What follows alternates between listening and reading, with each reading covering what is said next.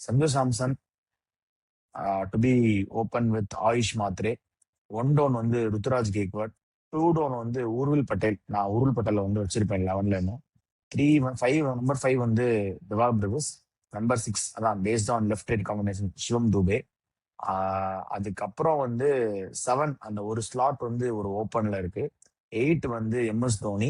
9 நூர் அகமது. 10 வந்து Nathan Ellis. 11 வந்து கலீல் அகமது. 12 வந்து மேபி அன்ஷுல். அன்ஷுல் கம்போஜ் ஆர் வந்து பேஸ்ட் ஆன் வேற யாராவது புதுசா குர்ஜப்னித் இருக்காரு. இல்லனா ஆமா ராகுல் சஹர் அந்த மாதிரி யாராவது புதுசா எடுக்கிற பிளேயர்ஸை வந்து போடலாம். நமக்கு இருக்கிற ஓப்பன் ஸ்லாட் பாத்தீங்கன்னா அந்த 7ல வந்து ஒரு ஸ்லாட் ஓப்பன் ஆகுது. இது என்னன்னா அந்த 7வது இடத்துக்கு ஒரு பக்காவான ஒரு பிளேயர் வரணும்.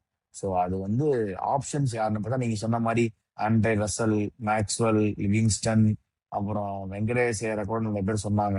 ஸோ இதெல்லாமே வந்து இப்போ பாதி இது அவுட் ஆயிருச்சு. மொயின் அலி கூட திரும்ப அலிபாய் கம்பேக் இருக்கு அப்படின்லாம் சொல்லிட்டு இருந்தானுங்க. பழைய எல்லாத்தையும் அப்டேட் ஊத்தி சொன்னாங்க. விட்டானுங்க. ஆமா ஆமா எல்லாத்தையும் ஊத்தி முடியாச்சு. இப்ப இருக்கிற ஒரே ஆப்ஷன் வந்து லியாம் லிவிங்ஸ்டன் மட்டும்தான் வந்தா வரலாம். அவரு ஒரு தான் ஆப்ஷன் இருக்கு.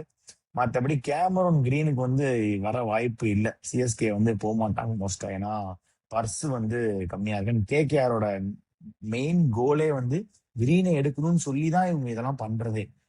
ரசலை விட்டது, வெங்கடேஷ் ஐயரை விட்டது எல்லாத்துக்குமே மெயின் காரணம் கிரீன் எடுக்கணும். அந்த ஒரு